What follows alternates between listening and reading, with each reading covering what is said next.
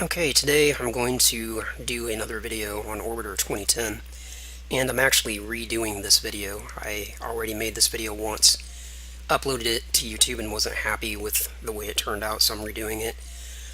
This is going to be a flight from the Earth, from the Moon back to the Earth, and I'm going to use TransX. Before I load up Orbiter, I want to mention that if you want to follow along, you'll need to go into Modules and check the checkbox next to TransX.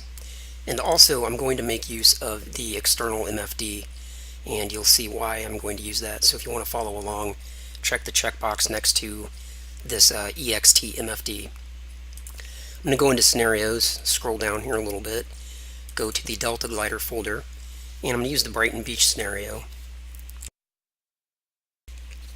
This scenario comes with Orbiter 2010, so you'll have the same exact scenario that I'm using. So I'm going to select that scenario and hit Launch Orbiter.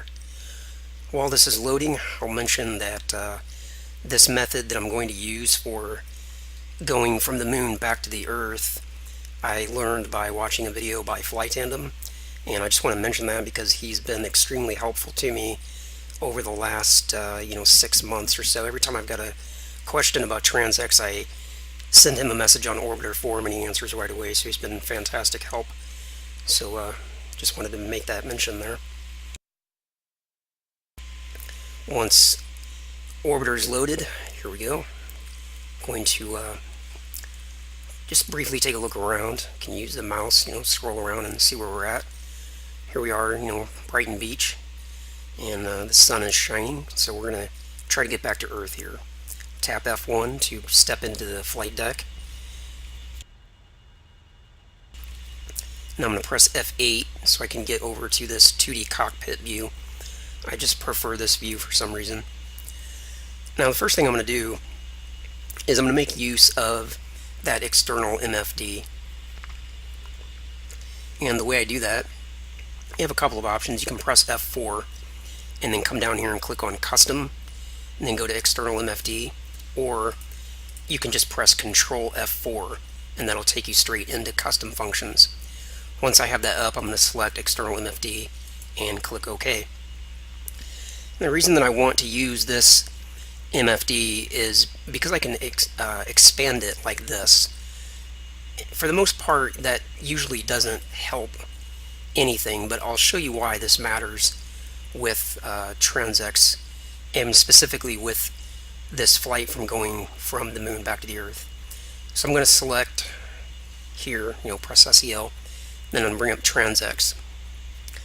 Hopefully you have some familiarity with TransX. This is what it looks like by default. We are on the Moon, so this gray circle represents the Moon itself, and this represents, this number here is the distance from the center of the Moon out to the surface is 1,738 kilometers. If you're not familiar with this information, it's kind of interesting to note that if you bring up Orbit MFD, let me just show you this real quick. If you kind of compare the way TransX looks by default with Orbit MFD, then you can kind of see how there's quite a few similarities here. Here we have the radius 1,738 meters from the center out to the surface, and so on. So this just kind of gives you something to compare with.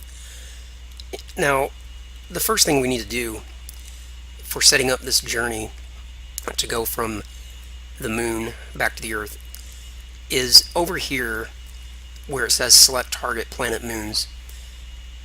We need to click this button over here, which will toggle between Escape and None.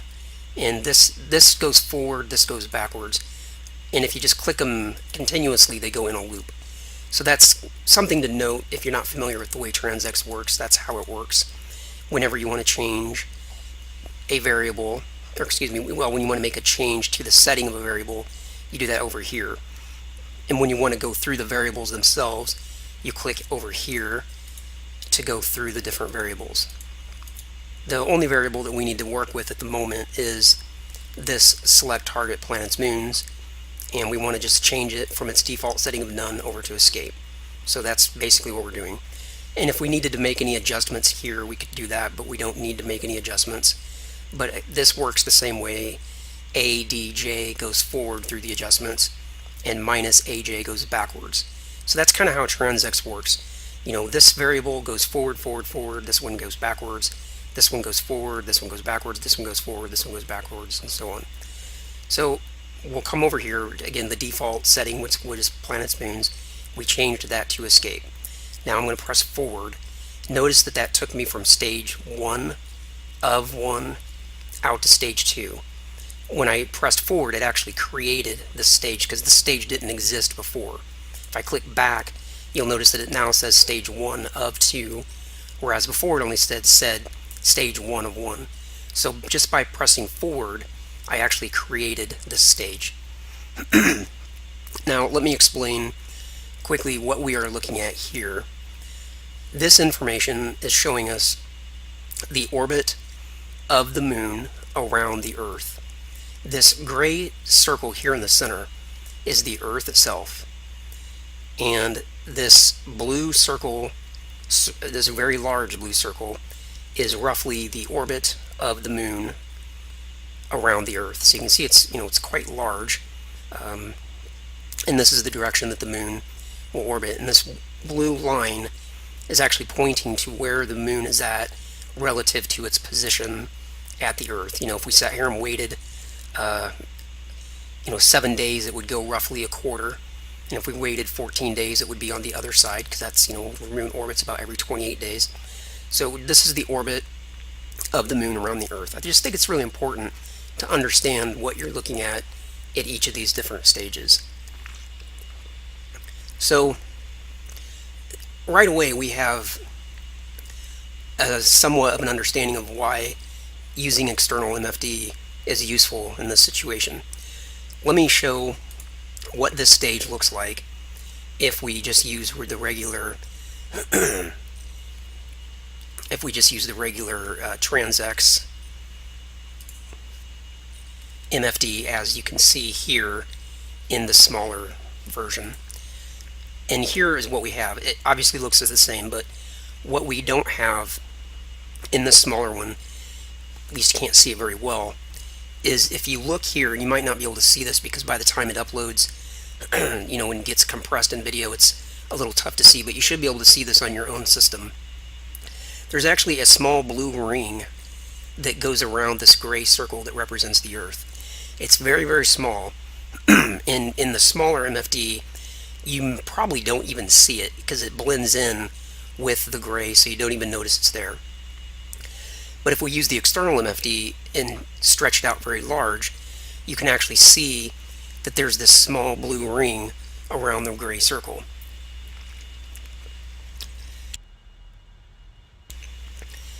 Now this is important to note because that blue ring around the gray circle basically represents the part of the Earth's upper atmosphere, where you would basically be in trouble, so to speak. If you were to get inside of that blue ring, you would be getting a lot of atmospheric drag. So we kind of need to know where that's at. And TransX doesn't give us an actual number. So as we're trying to adjust our negative prograde velocity here in a moment to figure out where we need to be when we get back to Earth, we don't have anything to go by other than that visualization. And let me just jump right into that and show you what I mean. So now that we're over here in the stage 2 of 2 view setup, I'm going to need to press VW to go to eject plan. This brings up a new set of variables. Okay, again, let me just show you.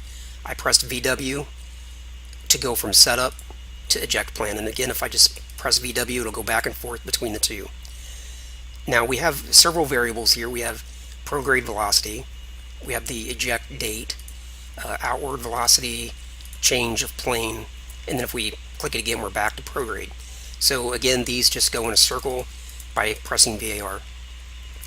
Now, the first thing we need to do is, in order to get back to Earth, we basically need to leave the moon and slow down, because when we're in orbit around the Earth, And if we just hover up off the moon, we'll continue obviously to orbit the moon, but we basically need to slow down in order to get back to Earth. So instead of adding positive prograde velocity, which obviously that makes our orbit even larger, you can see, we would be not only not getting back to Earth, but we would actually be making our orbit around the Earth much larger. So that's not what we want. We actually want to go negative with the prograde velocity. And you can see what's happening here. This yellow dashed line represents our orbit. This is our hypothetical orbit. This is kind of a what-if scenario. And this orbit shows that we are getting closer into the Earth as we continue to add negative prograde velocity. Now you can see here, if you're looking at this MFD over here, you might think, well, negative 800, that looks like it has me really close into the Earth. So you might think that that would be a sufficient amount of negative prograde velocity. And technically, you would actually get back to the Earth if you went with this amount of negative prograde velocity, but you would have an orbital altitude at the Earth that would be very far out in space, relatively speaking. You'd be, probably 3,000, 4,000, maybe even 5,000 kilometers above the surface of the planet. And if we're wanting to get back to Earth and actually land, that's not really that acceptable. We need to be in closer. So again, if we're looking at this MFD, you can't really see how close in you need to get because of the data, or rather the visualization is just too small, and there's no number. It doesn't tell you that, okay, well, your closest approach to Earth is going to be 5,000 kilometers. If it did, then we could just go by this. But since it doesn't give us that information, we kind of need to eyeball it. That's why I'm using the external MFD. Now that I've got this down to negative 800, this was the course setting, and if I continue to add, or if I continue to take away negative prograde velocity using course, it's going to have me, obviously at this point I'm impacting the Earth, so it's, I'm in too far. I need to go up a little bit, and I need a finer adjustment. This course setting is just it's making too large of a change at once. So if I click ADJ, that'll change this from coarse to medium. And that will give me that will allow me to make smaller adjustments. So I'm going to press minus minus and continue to bring this down a little bit. Now that I'm at negative 821, again, by looking at this version of TransX, you can't really tell where you're at, so we're just going to focus on this one. I need to go ADJ to go to a finer setting to make this adjustment even even a smaller increment. So you can see here as I'm subtracting away the negative prograde velocity, as I'm looking at this dashed yellow line as it starts to get real close into this blue circle that wraps around the gray circle, you got to wonder, how close in do you need it to be? The only way that I've been able to figure this out is obviously just through a little bit of trial and error, since there's no number here. So I actually made 4 flights prior to this video, and I will show you an image that I made that I think will help explain this better. So using negative 824 prograde velocity, this is what I come up with. And if you look here, I've zoomed this in to hopefully so you can see it more clearly on the video. You can see this dashed yellow line, how it comes in, and it's just missing the blue ring around the Earth. It's not touching it at all. When I made this flight, I found that my closest approach at Earth without making any kind of mid-course correction was 2,280 kilometers. That's still pretty far up. We would prefer to be in closer than that. So I made a second flight, and I went all the way down to negative 851 prograde velocity. When I made that flight, without making any mid-course corrections, my periapsis back at Earth was positive 370 kilometers. That's actually pretty good. And if you look at how this one worked out, the dashed yellow line was just just one piece of the dashed yellow line was starting to just touch that upper part of the blue, and that gave me this final orbital altitude. When I made the third flight, I brought it down to 853, which, that's just an additional two amounts of delta V, and the dashed yellow line was now starting to actually touch and overlay that blue ring. And when I did that, then my periapsis back at Earth was, without making any mid-course corrections, was 230 kilometers. And the fourth and final flight, just to find out where the lower limit was, went from 853 to negative 857, and this brought my periapsis all the way down to negative 40 kilometers, which obviously is a crash course with the Earth, and it would not be a workable flight without making some kind of mid-course correction. Now, I do have to mention, obviously, hopefully this is obvious, that this particular number, negative 824, 851, and so on, this is all relative to where the moon is actually at in its orbit around the Earth. The moon is not always at the same distance.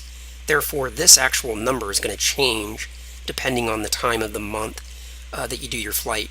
But what you can still use as a reference is this dashed yellow line, how close it's getting to that blue. And I'm probably over emphasizing this point, but if you don't have anything else to go on, what are you going to use? Since there's no closest approach, there's no periapsis, it doesn't give you any data to know, so the only way to figure this out was through trial and error. So this, in my opinion, is one of the solutions that you want to use, either this one or this one. That's basically where the dashed yellow line is just barely starting to touch that blue ring. Now, I'll mention again that all four of these would work. It would just be the case that you would require a different amount of mid-course correction. In this case, where our periapsis was positive 2,280 kilometers, once we got in here close to the Earth, we could simply do a very tiny inward burn, and that would bring this down from 2,280 kilometers to something more like 300 kilometers, which would probably be something like we would want. I think that point should be understood, so I'm going to move on. Now I'm going to decide how much negative prograde velocity I want to use, going based on the information I just gave you. I'm just going to sit here and eyeball it for a second, so bear with me. I'm bringing it down, and you won't be able to see this on the video, I know. It'll be too pixelated, or you won't be able to see it as clearly even if you're looking at full screen. But I'm just kind of eyeballing it here, and to me, based on what I can see here in front of my computer, something around here looks pretty good.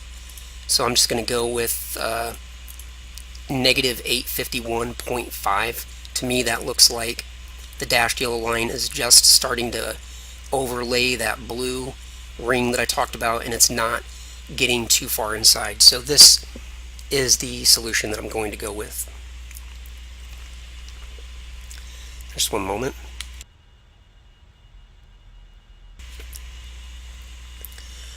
And once I have this, I can actually close out this large external MFD. I don't need it anymore.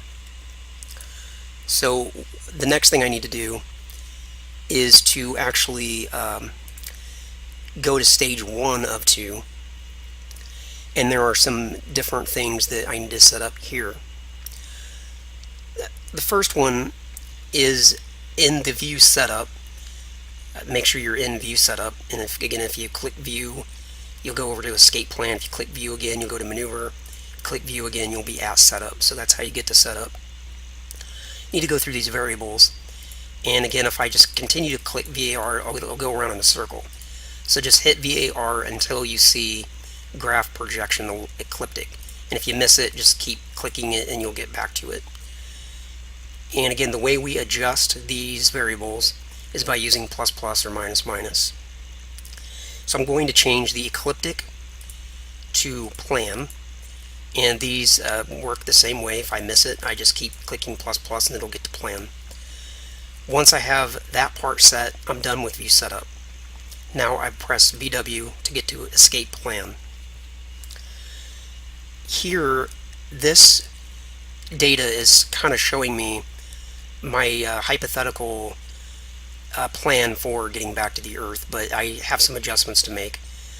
But let me just explain that this dashed yellow line up here off the surface of the planet is currently at 2,086 kilometers above the actually it's above from the radius of the Earth, of the moon out to here. Now the radius from the center of the moon out to the surface is 1,738 kilometers from the center to the surface. So if I take this number and subtract it from that number, that tells me what my periapsis distance is going to be, which is basically the orbital altitude, and this comes out to be something like 300 kilometers. That's way too high. I definitely don't need it to be anywhere even close to that. All I really want for an orbital altitude around the moon is 20 or 30 kilometers. So all I need to do to figure out how high, or what I need my PE distance to be, is I'm just going to add 20 to this number, 1,738. That gives me 1,758. So I'm going to change the PE distance here to 1,000, or I guess I should say 1.758. And I'm going to change that course to medium using ADJ to get down to a less sensitive adjustment, and I'm just going to continue to hit minus. Now I'm getting pretty close, so I'm going to hit ADJ one more time and click minus a few times until I have that down to 1.758. So that's going to be a target altitude of 20 kilometers. See, the math there is pretty simple. Now you need to remember this number, although I'll show you how to get back to it if you lose your place in TransX. But make note of whatever this number is. Next thing I'm going to do is click VAR to get over to the eject orientation. Now the eject orientation is the direction that I'm going to lift off the moon, and I'm going to fly out in some specific direction so that I can get in orbit around the moon and head off, to the Earth. And the eject orientation is basically what direction am I going to face when I lift up off the moon and fly out. Am I going to be, heading 90 degrees, which would be straight east? Am I going to be heading, 45 degrees? What direction am I going to go? I need to figure that out, and I use this eject orientation to figure it out. This green line here is actually the orbit of our vessel around the moon. Once we got into orbit around the moon, this green line would actually be a circle, like it normally is when you're in orbit. Right now it's a straight line because we're sitting here, we're not moving, so that's why it just appears as a solid straight line. But to figure out the eject orientation, I need to get this solid green line extended so that it comes all the way out to the surface. And I can do that by clicking either minus or plus, and you can see as I'm holding it down, that green line's reaching out to the surface. It's starting to touch it right about here, and I need to actually overlay this white line straight over top of that green line while it's stretched out to the surface. And I can do that just by continuing to press plus. You can see it's kind of starting to move around, and as I do that, my heading here is changing. And now that that's getting close, I'm going to press ADJ and press plus to get a less sensitive setting there. And I just want to keep doing this until that line is straight over top of the green. and at this point it is. And this shows me that my heading would be 65.32 degrees. So in other words, I would lift up off the landing pad here. I would rotate to the left, or counterclockwise, until my heading was here. So I'm almost, if I wanted to use this plan, I'm almost facing the right direction. I would only need to lift up, rotate a couple degrees to the left, and head out that way. That is one option, and it's a good option. Let me explain why it's just an option, though, and we don't have to use this. This is the eject point. This is the point where we're going to light up our engines, so to speak, and do a fairly large prograde burn and head off to the Earth. That dashed yellow line represents our plan, our hypothetical plan for getting back to Earth. So that means if I lift off here, this is where I'm at, and I get into orbit around the moon, I've got to go all the way around until I'm back at this point, and then I can do the ejection burn and go out. If there were an atmosphere on the moon that I had to concern myself with, then this might actually be my only option, because you wouldn't want to be fighting the atmosphere. But there is no atmosphere to speak of on the moon, so I can actually go the other way if I want. And let me show you what that would look like. If I continue to press minus minus, let me do that here for a moment. You can see the green line is coming all the way around, going out the other side, and now it's reaching out to the surface, touching it right about there. And if I continue to press minus minus, that white line will swing around until it's lined up right at this point. Let me see if I can just get any kind of a finer lineup. To me, that looks pretty well lined up right there. This one is the same idea. We're going to get up off the moon, come around to this point, do the ejection burn, head off to Earth. So that part doesn't change. The only thing that changes is that we have less time in orbit around the moon. We only got roughly a quarter of a distance to go around the moon. What would be happening here is that we would lift up off the moon, off the landing pad, and our heading would be 245 degrees. That's basically almost exactly the other direction. So we would lift off, rotate so that the nose is facing currently where the engine thrusters are, and we would leave the moon basically that way.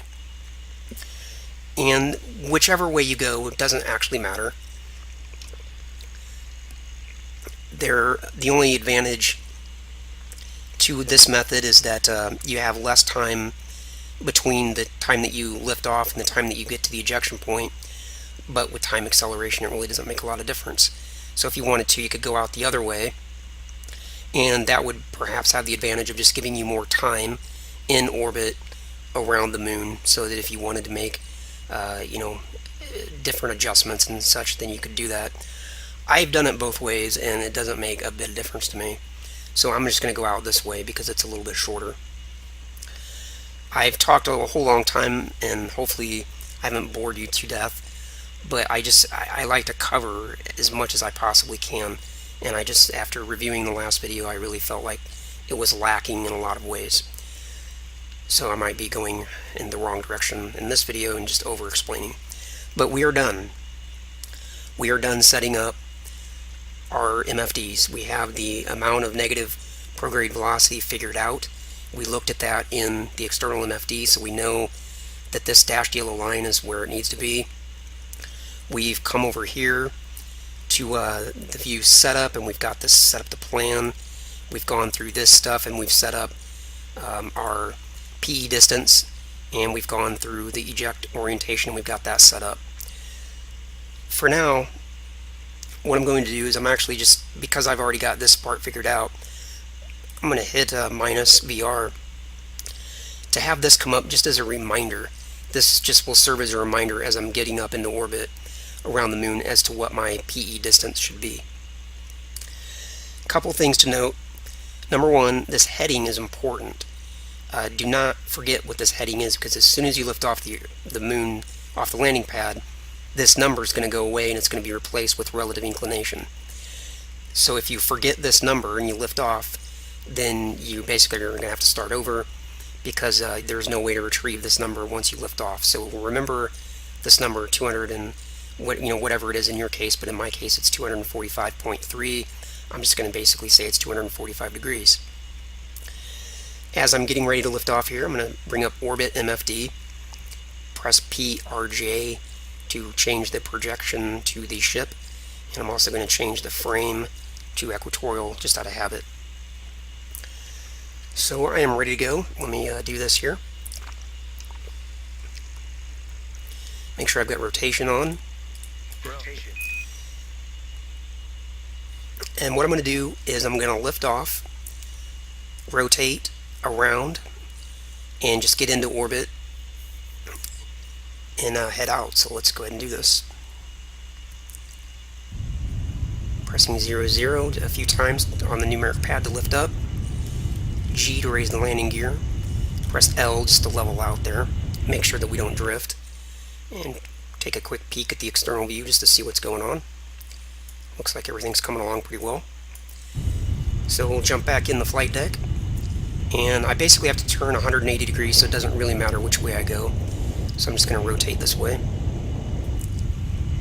Take a peek here at the external view. See what's happening. And we're coming up on 245. Looks like I'm going to overshoot there a little bit. That's inefficient. About 245 coming up right there. And we wanted just a little bit more because it was 245.3. So we'll go with that. Now I'm going to press plus on the numeric keypad, control to lock it down, tap the L key to turn off the level autopilot, pitch up to about 8 degrees or so, and now I'm going to press and hold the period key to turn off the hover engines. Take a look at the external view. I love this stuff. Orbiter is so cool. Alright, now what I'm keeping an eye on here, the relative inclination, and I also need to kind of watch what's going on with my orbit. So I might be a little quiet here for a moment. I want to make sure I do this right. Start to pitch down here a little bit. My decision for pitching down is kind of based on this time to apoapsis. As I can see, it's climbing, which is fine, but I don't want to be pitched up too aggressively or else I'll have a really steep orbit and I want a nice circular orbit. Keeping an eye on the relative inclination. As long as it's going down, I'm fine. If I notice that it starts to go up, then I can use Control 1 or Control 3 on the numeric keypad. Those are yaw adjustments. And I use Control just so I can get really small amounts of yaw adjustment. I don't want to make any aggressive adjustments. And my time to apoapsis is still climbing slowly. That's fine. Maybe go ahead and start to level out here a little bit because I'm not too far away from orbital velocity. Keeping an eye on the relative inclination. It's still coming down really slow. Once I get to about 15 or 1.5, then I'll start to maybe back off the engines a little bit, keeping an eye on the relative inclination, watching the time to apoapsis. It's really starting to climb now, so I'm going to go ahead and pitch all the way down to make sure I'm level with the horizon. And remember, the target here is 1.758, so what I'm going to watch here is for when this APR gets close to that. Go ahead and start backing off the main engines because things just climb really fast. And you can see the APR is going up and getting pretty close. 1.758. There it is. It matches with what we have over here. Relative inclination was, I believe, continuing to go down the whole time, but now I can tap H to bring the HUD over to orbit moon. Press the prograde button to switch over to prograde. And there's a couple things I want to look at here. The time to do the ejection burn is in 1,725 seconds. That's the time from this point to that point. My time to apoapsis is 2,620 seconds away. That's the time from this point to this point. If it were necessary to raise my periapsis, then I would need to do that at this point here. And I'm not going to have to do that though, because I'm going to reach the ejection point before I get to apoapsis. If I had gone out this way, then I would reach apoapsis long before I would reach the ejection point, and therefore I would definitely have to make a small burn at apoapsis in order to bring up the periapsis, because you can see the periapsis here is only 2.4 kilometers. It's not high enough. We need to be up closer to the target, which is 1.758. But in this flight, since we're going around the short way, we don't have to worry about that. I may have an opportunity to work with this relative inclination, and let me find out if I have that opportunity or not. I'm going to press select. I'm going to bring up the align plane MFD, and to go back to Earth doing this method, I don't want to reference and target. I don't want to use those. I've already referenced the moon, which is fine. I want to press this ELS, which allows me to input the ecliptic inclination and the longitude of the ascending node. Of course, I don't know what that information is, but it is given to me by TransX. That's this number here, the inclination, which is 131.8 space, and then it also wants the longitude of the ascending node, and that's given to me right here. So I press in 100.9, hit enter. And this tells me that I'm going to be coming up on the ascending node here in about 340 seconds. That is long before I'm going to reach the point where I need to do the ejection burn.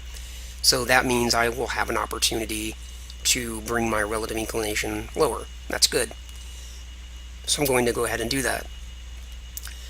And that's one of the reasons also why you may choose to go out the longer way.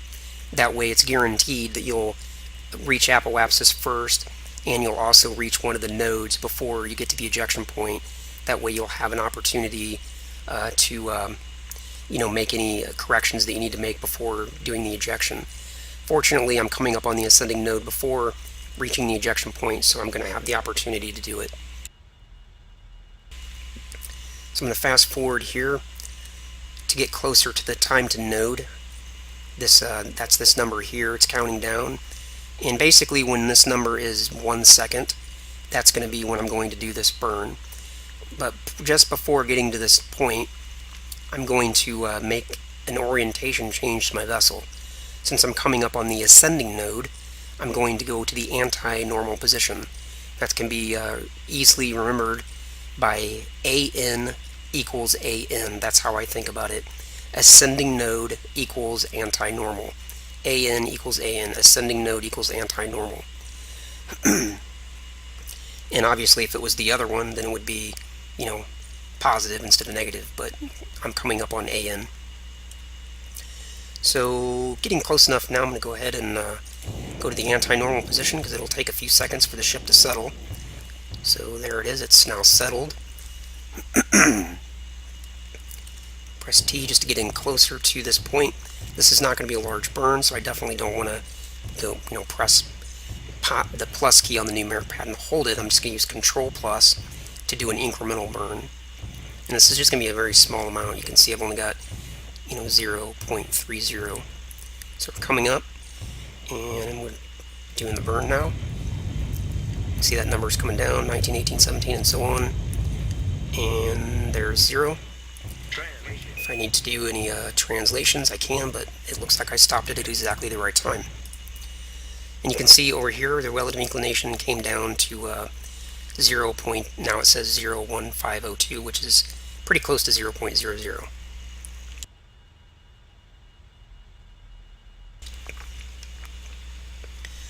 Okay, now I'm going to switch back to prograde just to get into the orientation that's going to be needed for the ejection burn, which is coming up here in 1,100 seconds.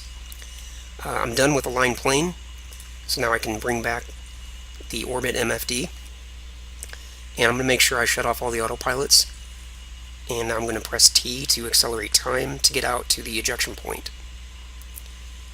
And a little while before, just maybe 100 seconds or so before I get there, I'll come out of time accelerations and then reorient the vessel. So we're getting pretty close here. That's close enough. Let me press prograde and get reoriented.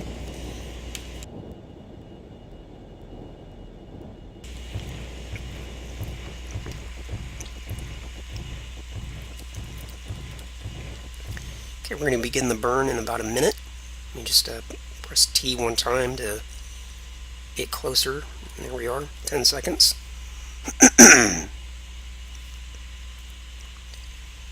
And this is what I'm looking at, in case I didn't mention it, the begin burn. 2, 1, 0, burning. Now the amount of time that I need to burn is dictated by this number here, the delta V.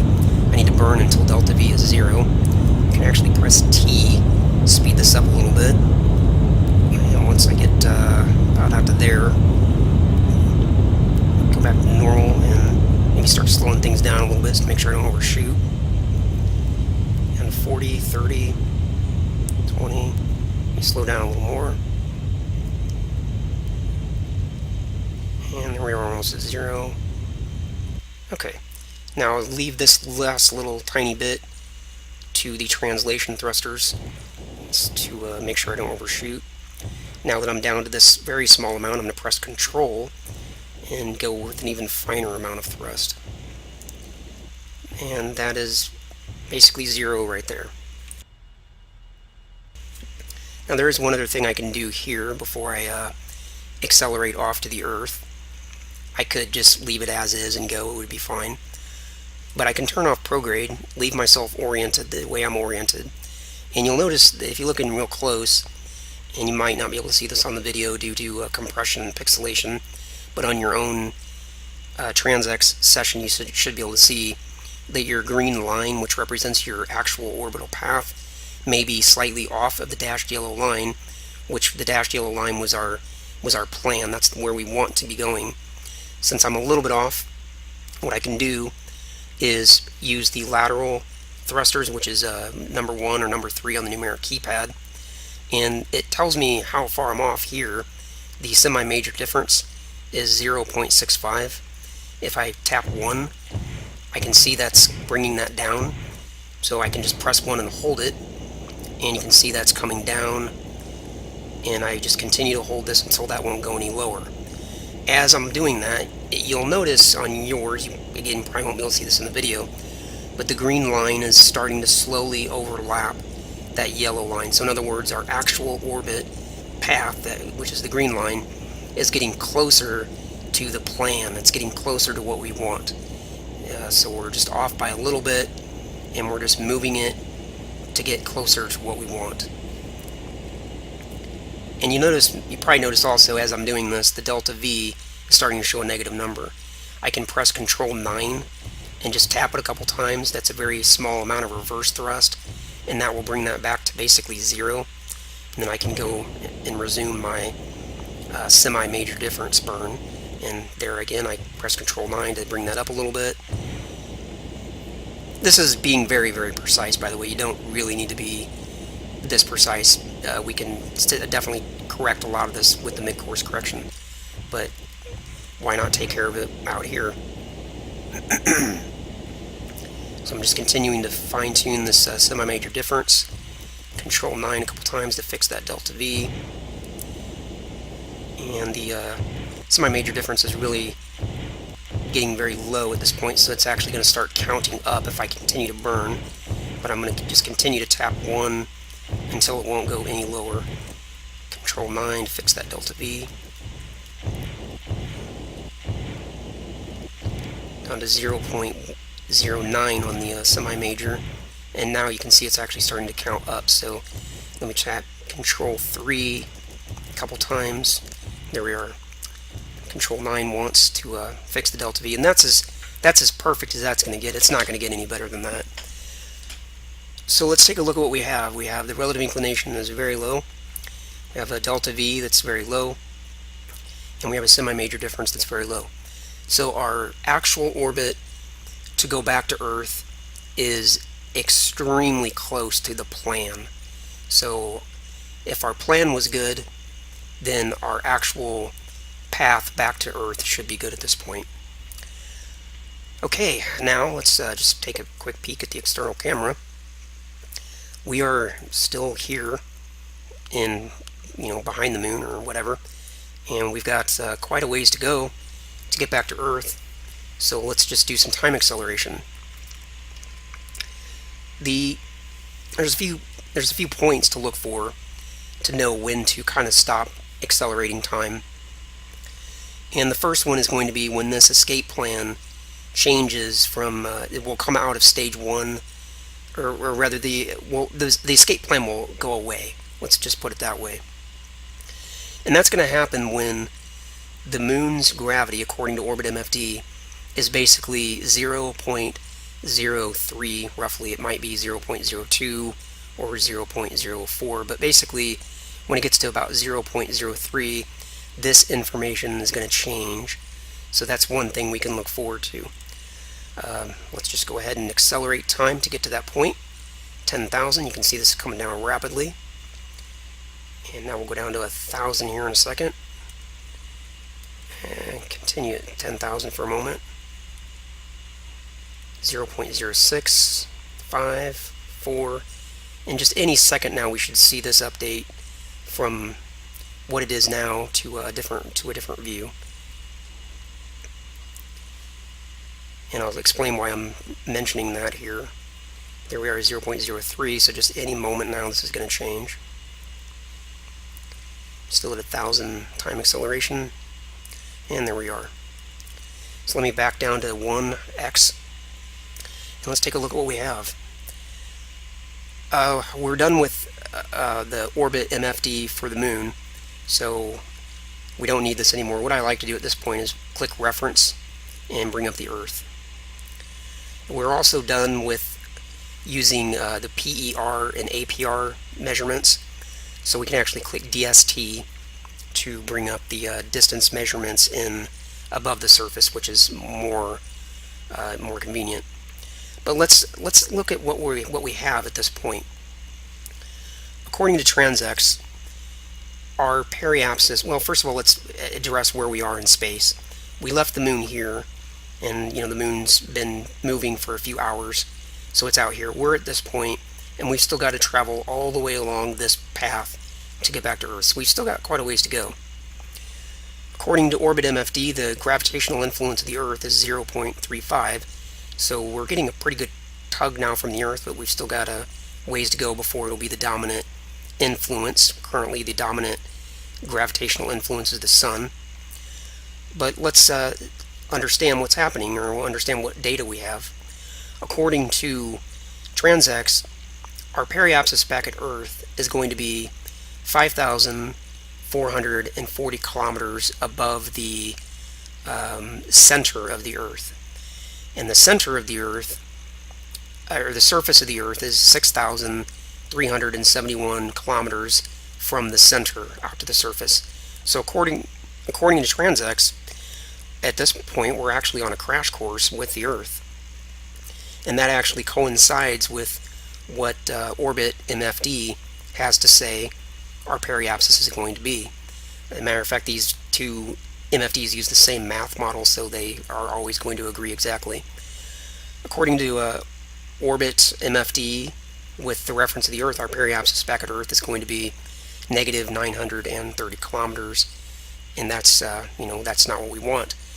But the fact of the matter is, this is wrong, and so is TransX.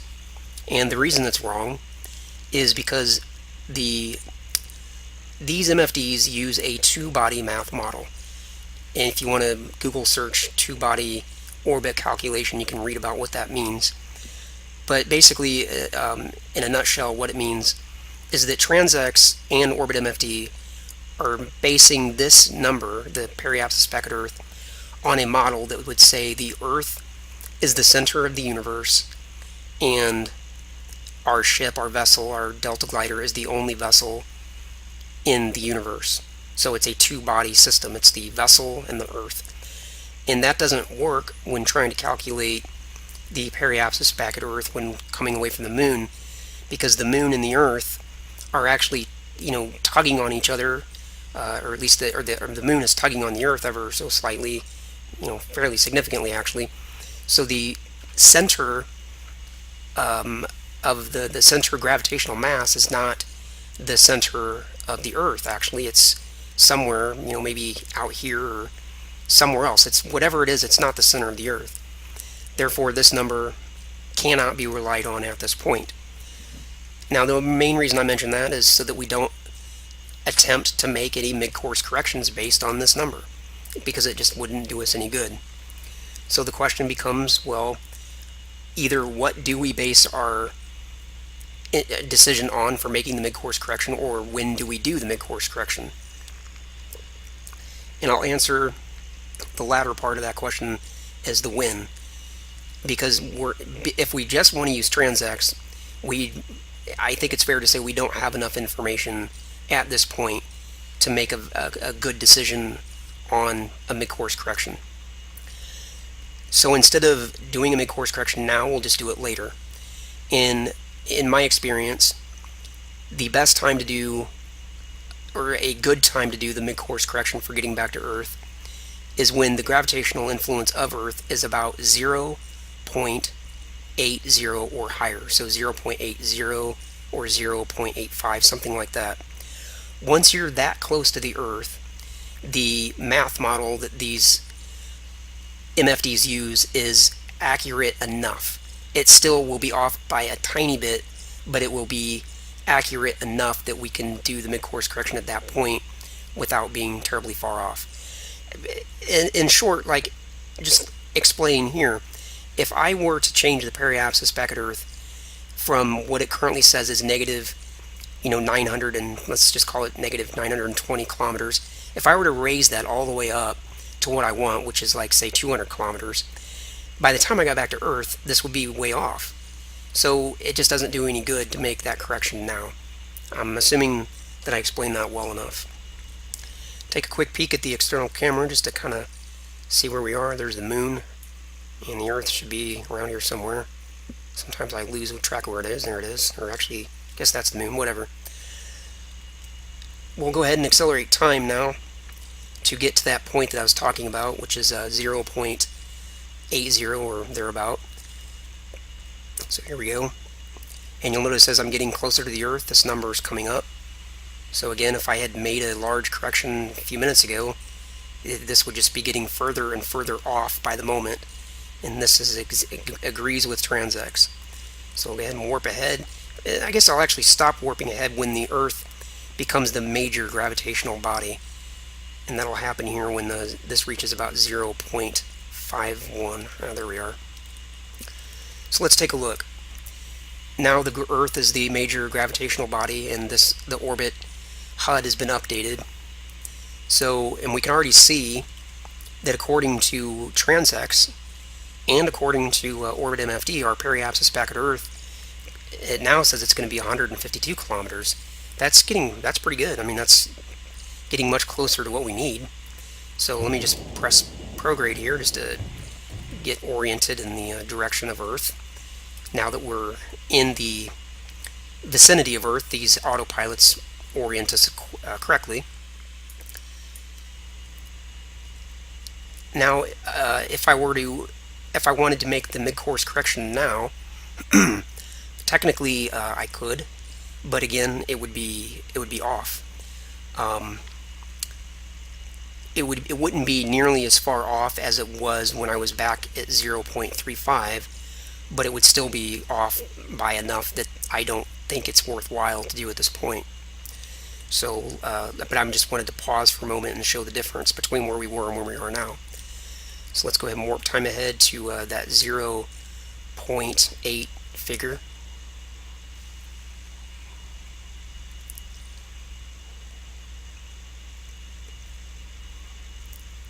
Oh, and we'll shot there a little bit, but that's okay. We're still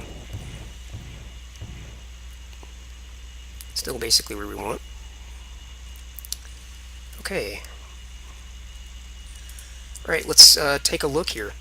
So now we're not too far away from the Earth. We are 36, let's call it 37,000 seconds away from our closest approach at Earth. According to TransX and according to Orbit MFD, our periapsis back at Earth is going to be 310 kilometers. And as I continue to move forward closer to the Earth, this is going to continue to climb ever so slightly, but this is very accurate at this point, within I would say within 10 kilometers. I would guess that if I didn't do anything at this point, by the time I got back to Earth, this would be about 320 kilometers. That's actually perfectly acceptable. no need to even do a mid-course correction if we don't want to. But just for the sake of explaining how this works in case your periapsis is way off, let's go ahead and do a mid-course correction at this point. Over here in TransX, and I guess could actually briefly mention, if you understand the inward and outward burn concept, you can actually just do these. You could actually do this burn without going through TransX just by using a lateral. Let me just show you what that would look like here for a moment. As I'm now facing prograde, if I press and I turn off prograde, but I'm facing that way, if I use the numeric keypad 1 and 3, if I want to do a little bit of an inward burn, I can tap 1, and you can see that's bringing the periapsis down. Say I wanted it 300. Just control 1, now I've got it exactly 300. I just did basically a little bit of an inward burn, and let me show you what that looks like from the ship's perspective. It'll be these thrusters firing out that way, which is moving the ship this way. So that's 1, 1, 1. It's pushing the vessel this way, that's inward. And that's bringing the periapsis down. If I needed to go the other way, I could use 3. That's firing the thrusters out this side, which is pushing the vessel this way, that's outward. And that will bring the periapsis up. So if I had, say, a negative periapsis, which was 50 kilometers below the surface, I could use those lateral thrusters, or I could even rotate the vessel minus 90 degrees or plus 90 degrees and use the main engines. But let's use TransX for this purpose. Over here, we'll press VW to get over to View Maneuver, and first thing we got to do is press plus plus to turn maneuver mode on. Now I can go through the variables, and again, just by pressing VAR, it'll cycle through them. And again, what I want to do here is either an inward burn or an outward burn. I don't want to change the prograde velocity. There's just no need to do that. And I also don't need to worry. I'm not going to worry about the date. As soon as you turn maneuver mode on, the date locks in at what it was at that moment. So technically this burn is going to be a few seconds late, but that's okay because we're far enough away that it won't make a difference. So what do I want my orbital altitude at Earth to be? I got to decide that. I like 200 kilometers. It's a nice round number, and I'm not planning on doing any complex atmospheric braking, so let's go with 200 kilometers. This is the 6.371, that's 6,371 kilometers. That measurement, again, is from the center of the Earth out to the surface. So I want to go 200 kilometers above the surface, so 371 plus 200 is 571. So if I want my focus periapsis to be 6.571. So I need to do a bit of inward burn, and an inward is negative outward. And this is going to be small, so I'm going to bring the adjustment down to super and go with that. And you can see here the hypothetical periapsis. This tells me what it will be if I do this burn. And again, I want to bring this all the way down to 6.571.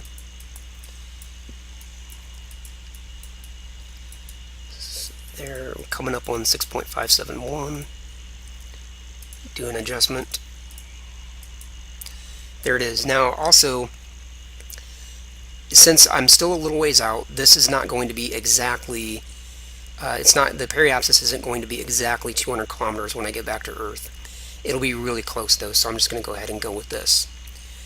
So let's press VW to get over to this view. Turn on the rotation thrusters, and I need to line this X up with the center here, and I know to do that, since this is going to be an inward burn, I just need to rotate to the left negative 90 degrees, and that'll have that X lined up with the center. And if I didn't know that, then I could just press a button and rotate until the X started to move and then figure it out that way. So we're getting pretty close here. Okay, there we are, we're centered. Let's get it exactly centered as close as we can. Okay, and now we will use just a control plus, just a tiny amount of main engine, because you can see We're only bringing this up by less than 5 delta V, so this is going to be a very small burn.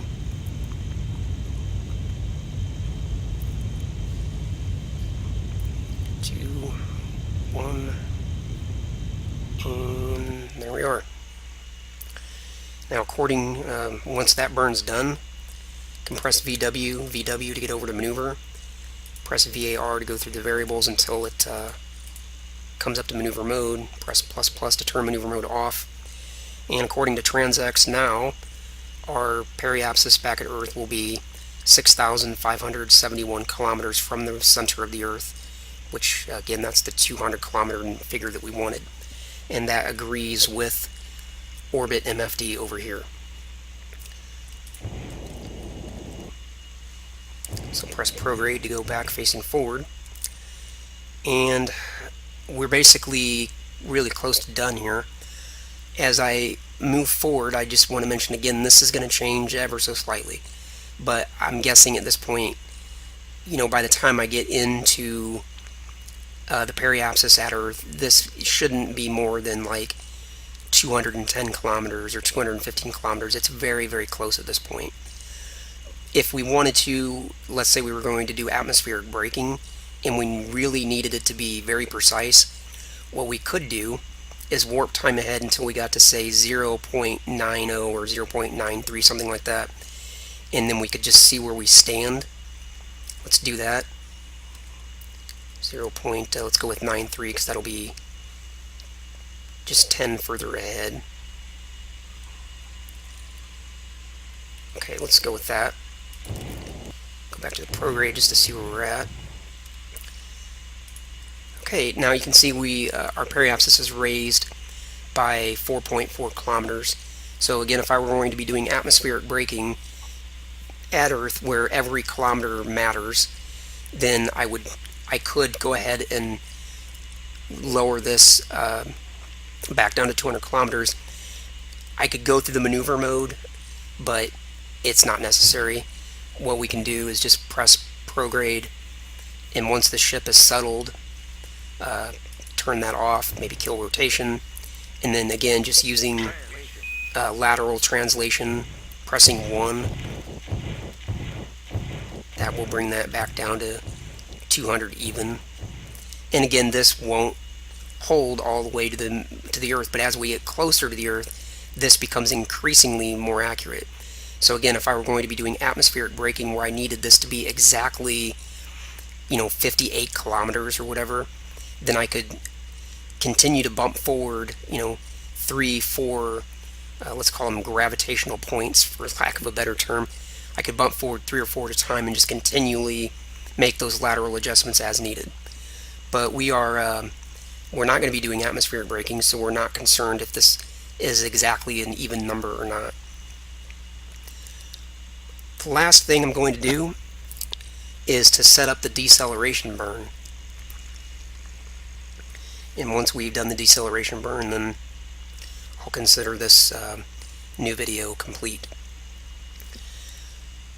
We can do this a couple of ways. We could just forget about TransX and say, okay, we're done, and just warp time ahead until we're at periapsis. When we're close, I should say, a couple hundred seconds away, stop time acceleration, go to retrograde, and then once we get in to periapsis, just do our braking burn, and that would work. For most people, it'd be fine. But just to show that you can use TransX to get a little bit more information out of that deceleration burn, the best time to do it, we'll go ahead and set this up here. And we're close enough to the Earth that now I think is a good time to set this up. I wouldn't bother setting this up any sooner than 0.90 or something like that, because we're still 17,000 seconds away. We've got a little way to go. So if we did need to make another small adjustment to our periapsis, then we wouldn't want to have this already set up. So I just like to wait until I'm really close to the Earth before I set up this deceleration burn. So over here in TransX, we got maneuver mode, and we'll press ++ to turn it on. Go through the variables, and the variable for the deceleration burn is going to be prograde velocity. Obviously, what we're going to do is we're going to brake in the retrograde, and you can imagine that that's going to be a reverse orientation. So instead of going plus plus, we're going to go minus minus because we need to slow down. So we're going to press, actually I did forget one thing here. This is very important. I need to, before I figure out what that amount of negative prograde velocity is going to be, I need to set the correct time for the burn, because we're not going to do the burn now. As soon as I turn maneuver mode on, the date it selects is right now, and we're not going to do the burn right now. We're going to do the burn in about 17,000 seconds. So according to TransX, we're going to reach periapsis at this time here, 52,011.4766. So that's what I need this number to be. And I don't want to make a course adjustment because that would raise it drastically. So I'm going to come out here to Ultra, and I'm going to click plus plus until this number here is exactly the same as this number, which is 4766. And I can even go super for this part. And now we'll go to Ultra, and now we'll go to Hyper. Okay, now I've got the date, I got the correct time set. So this is when we're going to do this burn. We're not going to do the burn now. We're going to do the burn at this time, which is about 17,000 seconds from now. Now I can go back through the variables, over to prograde velocity, and continue to add some negative prograde. And this appears to be a guessing game at first because, you know, nothing's happening. I mean, we don't have any good information. But what we want to look at here is this hypothetical PED. This is the hypothetical periapsis. Currently, the hypothetical is the same as our focus. And let me just kind of switch this over to medium. And as I press and hold minus minus, what you'll see is this hypothetical periapsis will start to go down once I reach a certain point. And so I'm just going to keep, okay, there it is. Now it's changing drastically. So now I know that I've got too much negative prograde velocity, so I'm going to click ADJ, and I'm going to start adding some prograde velocity back in. You see this number coming back up. And basically, this is the sensitivity point. What I'm looking for is when this number, I'll stop. I know I have the right amount of negative prograde velocity when this number is not moving quickly, like right here. So I'm going to go to a finer adjustment yet. I'll go to super, and I'll minus minus, and I'm at negative 3.125, and I can see this is now changing. Maybe add one more click, and I know this is the sensitivity point, so this is good. Negative 3.129, that's now saying that the periapsis is going to be 6.569, which that's right in there with where I need it to be. So that's the sensitive point, and that's what I need to go with. So now I'm going to click VW, and I need to begin this burn in 16,000 seconds, which is quite a ways in the future. So I'm just going to press T to warp time ahead. And I always have to be careful here when I get close to the Earth. My computer will sometimes hesitate, and it's really easy for me to fly right past the periapsis if I'm not careful, because my computer hesitates for a moment when it's loading textures and stuff. So once I get down to this point, there it is, it hesitated. Wow, that was a big hesitation. Okay, so we're 300, or rather we're 183 seconds away from the burn. We're 290 seconds away from periapsis. Now, let me just mention here quickly, when we do this burn, we're not actually, I'm using retrograde at the moment just to orient, but when we do the burn, we're not actually going to be in the retrograde position. I'm just using that for now to keep myself oriented. But once I get close into the time to the burn, which is coming up here, and we'll go with that, I'm going to turn retrograde off, make sure I have rotation thrusters on, and you can see this green X is a little bit off. In order to get this burn nice and accurate, I'm actually going to want to rotate slightly left and get that green X lined up. And as I do the burn, the ship will yaw, and it will eventually be lined up perfectly with that bullseye, and then it'll continue to rotate. And this is just a more accurate way to do this retrograde burn, because we're moving through space as we do the burn. So if we keep the bullseye, if we keep retrograde on the whole time, then it's just not as accurate. Let me just go with that. So it's more accurate to do this by having the green X lined up. And you'll notice too that we did gain a little bit of altitude here according to our periapsis. It's gone up to just by half a kilometer, so it wasn't much at all from 0.93 out to where we are now. But alright, now I gotta watch what I'm saying because I'm coming up on the burn. 7 seconds, 6, 5, and burning. And this is a good long burn. We've got a 3,000 worth of delta V to bleed off. You'll notice our orbital speed is coming down, and you'll notice our apoapsis is rapidly decreasing. So we do want to kind of pay attention to this green X. It will need some refinement a couple of times, but we don't need to worry about it at the moment. If I wanted to, I could even press T to accelerate through this burn a little bit, but I'm not going to do that because I'll botch it. And I've come all this way. I don't want to mess it up now. I'm going to go ahead and press Control 3 to line that X up a little bit more.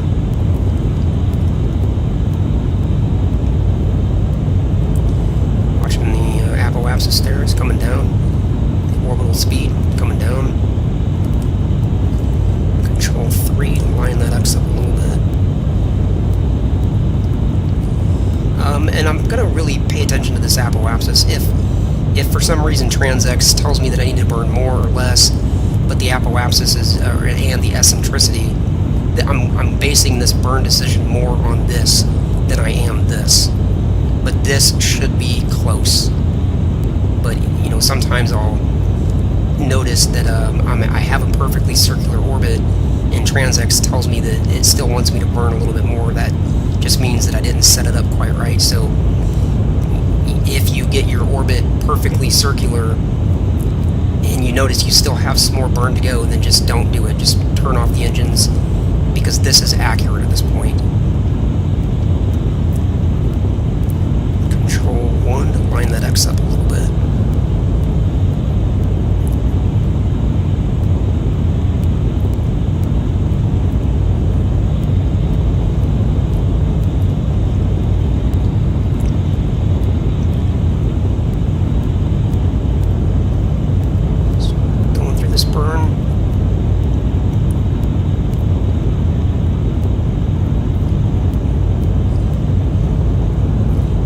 Big reasons we really want to keep this X pretty close to center is mainly because it'll have an impact on our periapsis if we just pressed the retrograde and did it that way.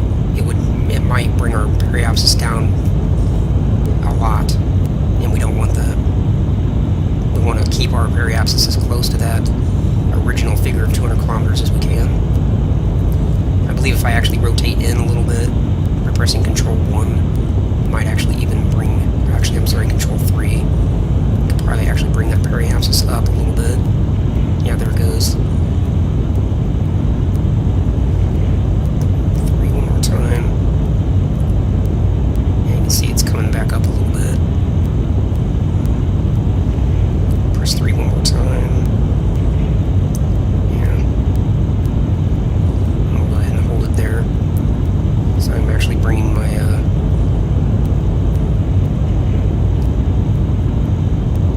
getting close to the end of the burn. Now I'm really wanting to pay attention to the, matter of fact, I'm going to start slowing this burn down because I'll overshoot.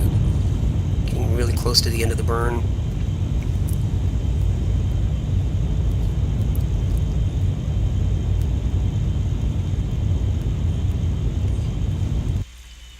And we'll go with that, because the periapsis was really starting to come down. And if I let it get too far, even though, TransX says I've still got a little more delta V to go, and my orbit's not perfectly circular, but if I let this get too low, then I'll actually have some atmospheric drag, and I don't want that.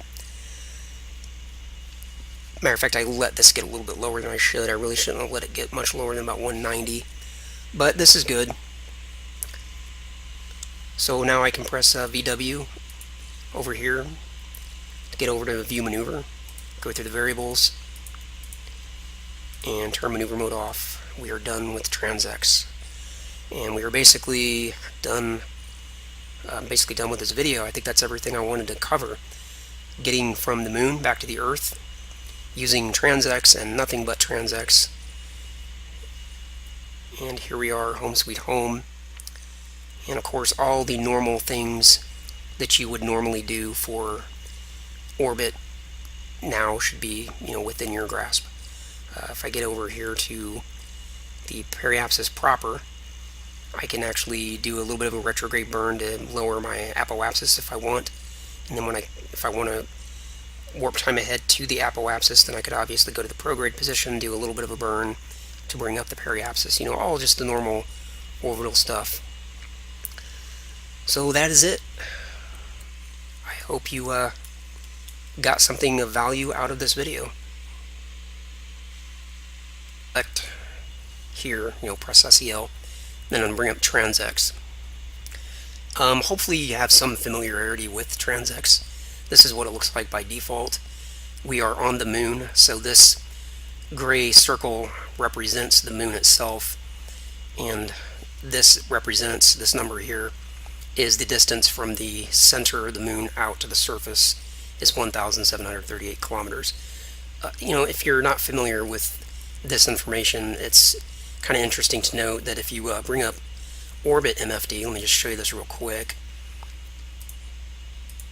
If you kind of compare the way TransX looks by default with orbit MFD, then you can kind of see how there's quite a few similarities here.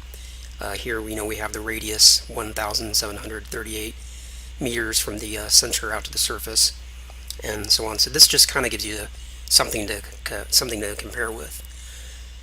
Now, the first thing we need to do for setting up this journey to go from the moon back to the Earth is over here where it says select target planet moons. We need to click this button over here, which will toggle between escape and none. And this goes forward, this goes backwards. And if you just click them continuously, they go in a loop. So that's something to note if you're not familiar with the way TransX works. That's how it works. Whenever you want to change a variable, or when you want to make a change to the setting of a variable, you do that over here. And when you want to go through the variables themselves, you click over here to go through the different variables. The only variable that we need to work with at the moment is this select target planets moons, and we want to just change it from its default setting of none over to escape. So that's basically what we're doing. And if we needed to make any adjustments here, we could do that, but we don't need to make any adjustments. But this works the same way. ADJ goes forward through the adjustments, and minus AJ goes backwards. So that's kind of how TransX works. This variable goes forward, forward, forward, this one goes backwards, this one goes forward, this one goes backwards, this one goes forward, this one goes backwards, and so on. So we'll come over here, again, the default setting, which is planets moons, we changed that to escape. Now I'm going to press forward. Notice that took me from stage 1 of 1 out to stage 2. When I pressed forward, it actually created this stage, because the stage didn't exist before. If I click back, you'll notice that it now says stage 1 of 2, whereas before it only said stage 1 of 1. So just by pressing forward, I actually created this stage. Now let me explain quickly what we are looking at here. This information is showing us the orbit of the moon around the Earth. This gray circle here in the center is the Earth itself, and this blue circle, this very large blue circle, is roughly the orbit of the moon around the Earth. So you can see it's quite large. And this is the direction that the moon will orbit. And this blue line is actually pointing to where the moon is at relative to its position at the Earth. If we sat here and waited 7 days, it would go roughly a quarter. And if we waited 14 days, it would be on the other side, because that's, the moon orbits about every 28 days. So this is the orbit of the moon around the Earth. I just think it's really important to understand what you're looking at each of these different stages. So right away we have somewhat of an understanding of why using external MFD is useful in this situation. Let me show what this stage looks like if we just use the regular TransX MFD, as you can see here in the smaller version. And here is what we have. It obviously looks the same, but what we don't have in the smaller one, I sent him a message on Orbiter forum and he answers right away, so he's been fantastic help. So just wanted to make that mention there. Once Orbiter is loaded, here we go. I'm going to just briefly take a look around. You can use the mouse, scroll around and see where we're at. Here we are, Brighton Beach, and the sun is shining, so we're going to try to get back to Earth here. Tap F1 to step into the flight deck. Now I'm going to press F8 so I can get over to this 2D cockpit view. I just prefer this view for some reason. Now the first thing I'm going to do is I'm going to make use of that external MFD. And the way I do that, you have a couple of options. You can press F4 and then come down here and click on Custom and then go to External MFD, or you can just press Control F4 and that'll take you straight into Custom Functions. Once I have that up, I'm going to select External MFD and click OK. And the reason that I want to use this MFD is because I can expand it like this. For the most part, that usually doesn't help anything, but I'll show you why this matters with TransX, and specifically with this flight from going from the moon back to the Earth. So I'm going to select.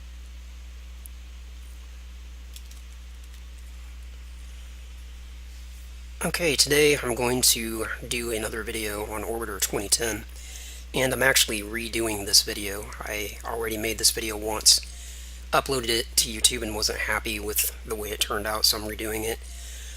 This is going to be a flight from the Earth, from the moon back to the Earth, and I'm going to use TransX. Before I load up Orbiter, I want to mention that if you want to follow along, you'll need to go into Modules and check the checkbox next to TransX. And also, I'm going to make use of the external MFD, and you'll see why I'm going to use that. So if you want to follow along, check the checkbox next to this EXT MFD. I'm going to go into Scenarios, scroll down here a little bit, go to the Delta Glider folder, and I'm going to use the Brighton Beach scenario. This scenario comes with Orbiter 2010, so you'll have the same exact scenario that I'm using. So I'm going to select that scenario and hit Launch Orbiter. While this is loading, I'll mention that this method that I'm going to use for going from the moon back to the Earth, I learned by watching a video by Flight Tandem, and I just want to mention that because he's been extremely helpful to me over the last 6 months or so. Every time I've got a question about